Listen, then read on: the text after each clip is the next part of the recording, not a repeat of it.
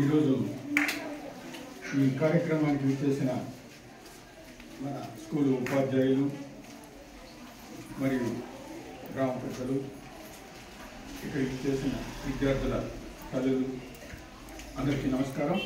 విద్యార్థులకు నా ఆశీస్సులు. మరి ఇప్పుడే విన్నాం, మన స్కూల్ ఉపాధ్యాయురాలు టీచర్ హెడ్ మాస్టర్ ఒక నివేదిక సమర్పించారు. ఆ నివేదికలో స్కూల్కి కావాల్సిన వస్తువులను గ్రామస్తులు సమకూరుస్తున్నారు అని తెలియజేశారు. చాలా సంతోషం. వారందరికీ కూడా ధన్యవాదాలు తెలియజేసుకుంటున్నాను.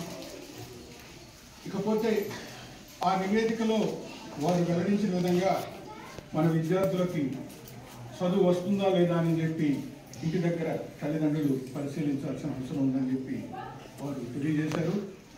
దాన్ని మీరు ఎంతలో అనుకోకుండా ఇంటి దగ్గర పిల్లలు ఏం చదువుకుంటున్నారు అనే దాన్ని శ్రద్ధగా గమనించండి. దీనివల్ల ఏమవుతుందంటే మన గ్రామానికి మంచి పేరు వస్తుంది. ఇప్పుడు స్ట్రెంత్ తక్కువ అని చెప్పి చెప్పడం జరిగింది. ఇక్కడ ఎప్పుడైతే మార్కులు బాగా తెచ్చుకుని విద్యార్థులు పైకి వస్తుంటారో స్ట్రెంత్ కూడా పెరిగే అవకాశాలు మెరుగవుతాయి. మరి ఆ దిశగా మీరందరూ తల్లిదండ్రులు కృషి చేయాలని చెప్పి మీకు విజ్ఞప్తి చేస్తున్నాను.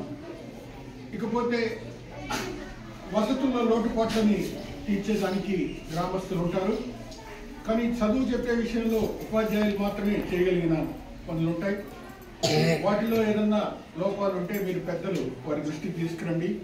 వారు సవరించి మన విద్యార్థుల్ని మంచి తెలివిగల విద్యార్థులుగా, మంచి మార్కులు తెచ్చుకునే విద్యార్థులుగా చేసేదానికి అవకాశం ఉంటుంది.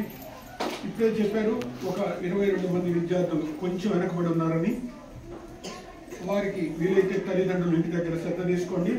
ఉపాధ్యాయులు కూడా నా సూచన ఏమిటంటే, అందరికీ చెప్పే బోధన కాకుండా వారికి సపరేట్గా ఏదైనా చెప్పే అవకాశం ఉంటే ఉపాధ్యాయులు శ్రద్ధ తీసుకుంటే మన స్కూలు ఇంకా మంచి మంచి పేరు తెచ్చుకుంటుందని చెప్పి ఆశిస్తూ ఈరోజు ఈ పెద్దలతో ఈ కార్యక్రమంలో పాల్గొనే అవకాశం కలిగించినందుకు అందరికీ ధన్యవాదాలు తెలుపుకుంటూ